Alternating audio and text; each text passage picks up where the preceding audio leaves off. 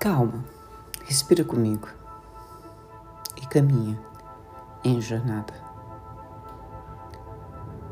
Há um conto que atravessa gerações, um conto que toda mulher conhece sem nunca ter lido, um conto que fala de nós antes que pudéssemos falar de nós mesmas.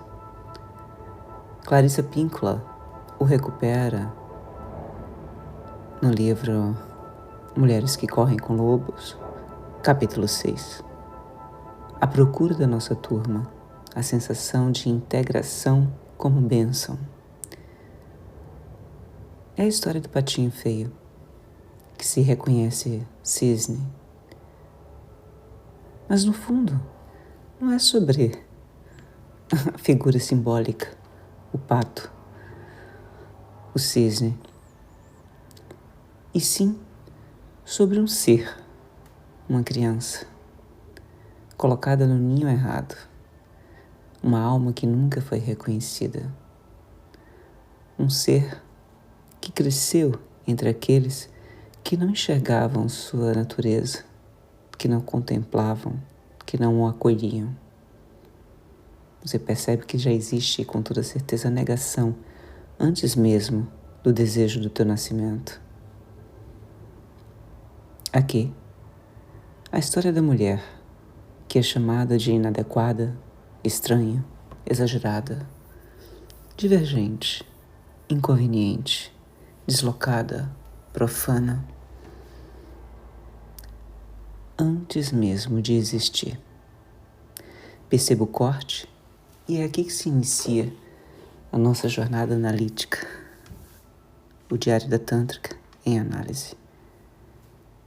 Em estudos, me peguei e realmente me deparei com essa frase: não desejado antes mesmo de existir, o trauma fundante, o desejo não nomeado no real, que te traz ao mundo, a história que já existia, que já era contada antes de você adentrar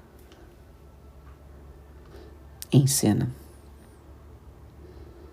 É a história da mulher, que é criada por quem não sabe vê-la, por quem não tem olhos para enxergá-la, para contemplá-la, por quem só reconhece nela o que a própria família teme, o rejeita. Abro aspas. Quem não cresce entre os seus, cresce ferida, mas essa ferida a conduz ao caminho da alma. Ferida, fenda, abertura, campo obscuro, que só a alma selvagem tem a gana, a pulsão, o desejo de atravessar. Esse conto é sobre você, sobre mim, sobre todas nós. Trago a minha leitura, trago realmente algo muito particular em meu diário de autoanálise e compartilho contigo agora. História de mulheres que nasceram nesse ninho onde o que realmente habitava não era o ser, não era a persona, não era o reconhecimento, e sim um lugar perante a sobrevivência, um lugar do esforço, onde você realmente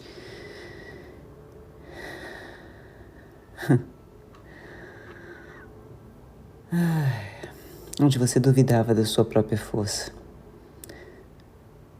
onde você duvidava que era capaz, mas ousou atravessar. Inicio. Existem mulheres que precisam se distanciar da família para respirar. Mulheres que precisam se exilar para ouvir a própria história. Mulheres que só conseguem se reconhecer quando estão longe do olhar que as moldou. Eu, você, nós somos essas mulheres. E agora eu abro o mapa, meu mapa mental em análise, que me convidou a viver o atravessamento do luto, da melancolia. Caminhe comigo. Respira. Faz uma pausa para que você possa interiorizar esse horizonte que eu te apresento. Indago. O que acontece quando a menina cresce no ninho errado? O que acontece quando ela é criada por aqueles que não a reconheceram, que não a reconhecem como semelhante? O que acontece quando o olhar que deveria acolher se torna um olhar que fere? Não questiono. Em loop, pensamentos em loop, e pensamentos que geram emoções, situações, quadrantes, onde iria sobrevivendo, iria caminhando e sobrevivendo sem ferramentas, sem respostas, sem conseguir nomear. Então, a pergunta matriz, fundante, surge como oásis em meu deserto. Como posso sobreviver? A família totêmica devoradora, família totem, que devora as minhas entranhas, que não reconhece a minha existência. Abro análise. Como permanecer viva onde nunca houve lugar? Como se inscrever num campo que te nomeia antes de você poder falar? Como não enlouquecer quando o olhar do outro te define? Clarice me trouxe a linguagem. Eu estava diante de mim mesma e não me reconhecia. Freud, o norte, abriu a minha contemplação perante o luto e a melancolia e pude ultrapassar. Perceba, a primeira morte necessária é a do objeto que já não vive em você. Claro, no deserto caminhei, e caminhei com Nietzsche ao meu lado. Aquele que não aprende a matar valores antigos, jamais cria valores novos. Então eu entendi, perante os pilares da sabedoria, personagens, autores, mitos, que caminhavam comigo nesse atravessamento, que me acalentavam quando realmente me faltavam a falta, o desejo, é a falta no outro. Bem, então eu entendi. Se eu não assumisse,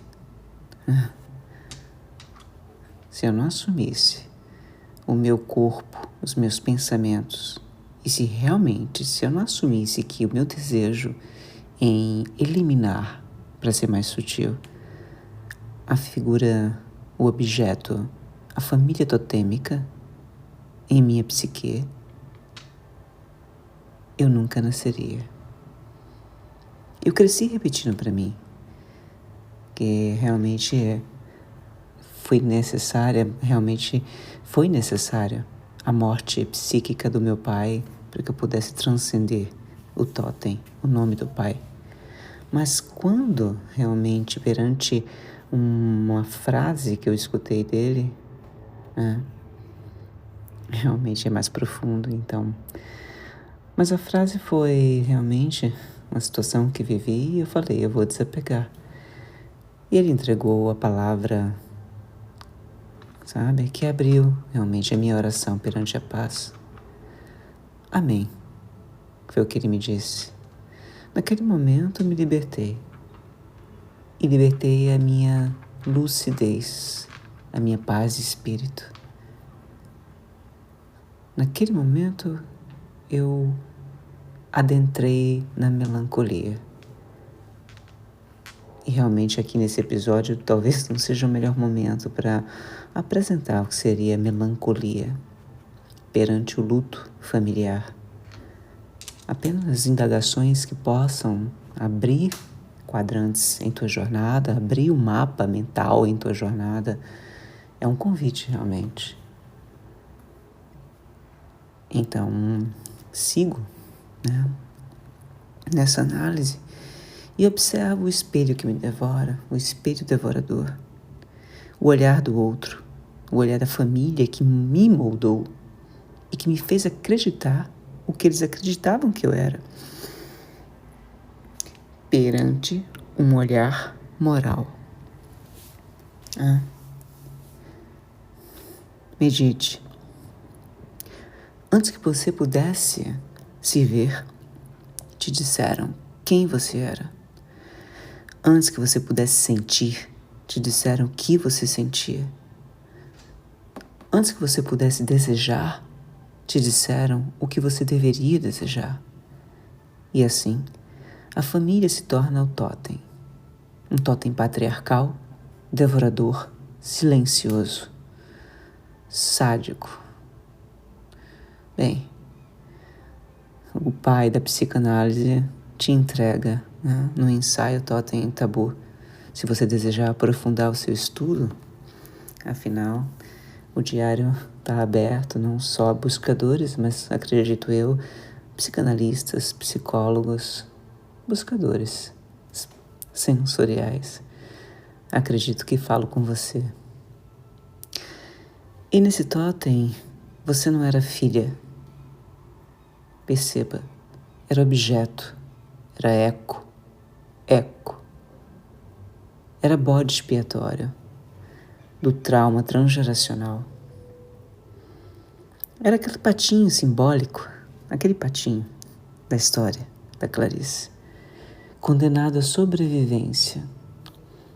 Um ser divergente, neurodivergente, sobrevivendo a um campo de pseudonormalidade. Bem, na psicanálise a gente pode trazer uma nova linguagem, trazer realmente um mergulho psicanalítico, a morte psíquica da família totêmica, devoradora.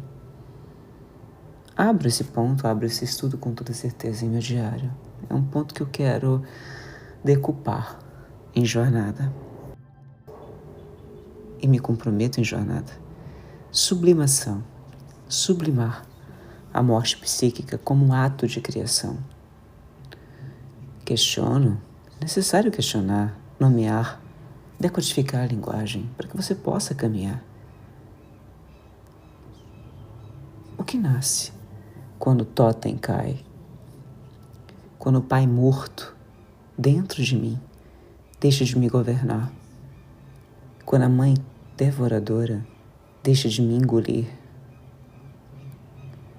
Quando os irmãos deixam de ser juízes do meu destino? E não faz muito tempo que eu percebi e aceitei que era necessário morrer para poder renascer. Renascer sujeito, mulher que não é reflexo, que não é bode expiatório, que não é sintoma de linhagem, mulher que se torna. Citando Simone de Beauvoir, a mulher não nasce, torna-se mulher. Mas eu posso, com todo respeito e devoção, escrever mais uma linha. Para se tornar, se fazer, a mulher precisa destruir o espelho fundante, o espelho onde o outro dizia quem ela era, espelhava, tocava, decodificava a imagem. A morte psíquica da família é isso para mim. Percebo. Você devolve o espelho que não é seu. e olha para si mesma pela primeira vez. Realmente, esse momento, esse ato, devolver o espelho, o que seria isso no concreto, na vida, na linguagem. Em meu campo, necessário atravessar a melancolia, atravessar o luto, viver esse luto realmente, me entregar a esse momento, onde a minha energia libidinal estava investida naquela imagem, naquela Diana.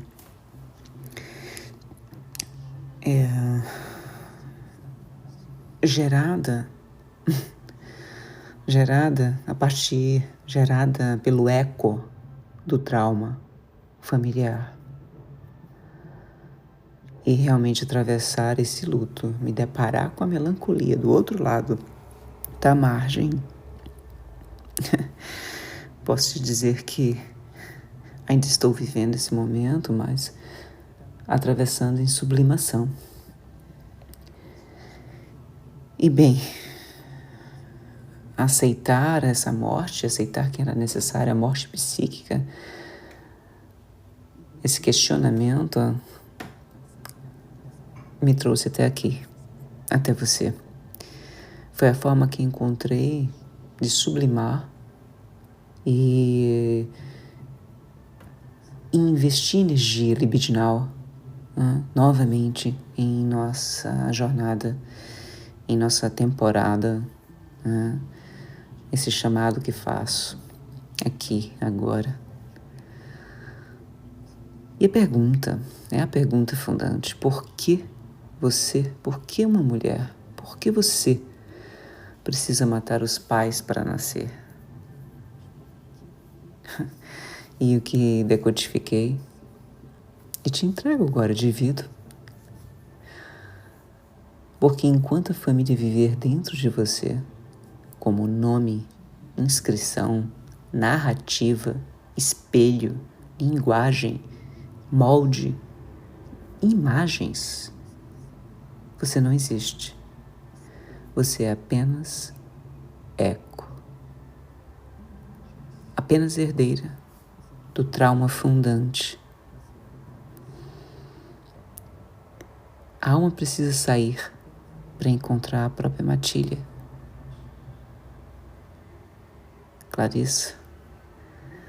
Beauvoir complementa: a mulher não nasce, torna-se. Nietzsche caminha. É preciso matar os seus Deus antigo para criar novos valores. Citações, livros, mergulhos literários, imersões. Mas eu continuo a me questionar. Eu continuo a me questionar insanamente. E o que você faz perante o questionamento? E o que você faz para transmutar essa ferida, esse trauma, esse estado, esse estádio? Você mata o espelho que te matava, elimina, deleta. Você permite que se vá. Você permite que o totem que te devora se apague com o tempo. Você permite que os pais simbólicos que te impediam de existir, de crescer, de renascer, de transmutar, simplesmente sejam seres humanos. Você retira a energia libidinal, você retira o olhar que engrandece, que entrega o trono, Deus. Afinal, Deus está morto. Assim falou Zaratustra. E então, eu posso sair da caverna e finalmente caminhar entre os humanos e dialogar, cantar, entregar os meus pensamentos livre, lúcida e finalmente em paz. Respiro.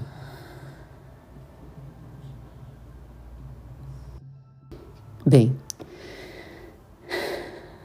se você nasceu, se você cresceu perante esse quadrante, essa narrativa, Se tua família nunca te viu, se você sempre foi o estranho, o inadequado, o excessivo, o não pertencente, quem sabe talvez esse podcast é para você.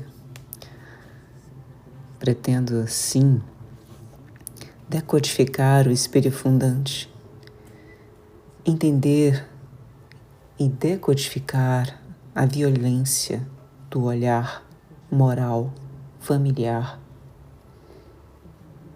trabalhar a morte psíquica como renascimento, reconstruir a mulher que você nunca pôde ser. E claro, assim como Clarissa, encontrar o meu chamado, o teu chamado, o chamado selvagem. Aqui você será vista como sempre foi. Basta escolher a forma que deseja renascer.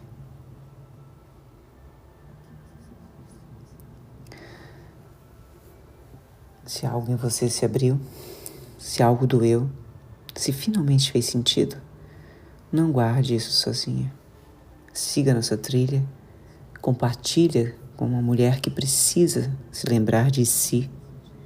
Deixe suas pegadas, deixe suas perguntas, dialogue, se questione. Esse é um espaço onde o campo respira. E para que possa continuar respirando, é necessário escutar a tua voz. Eu sou Diana Devi, mas aqui, mais do que nome, eu sou voz, travessia e fogo.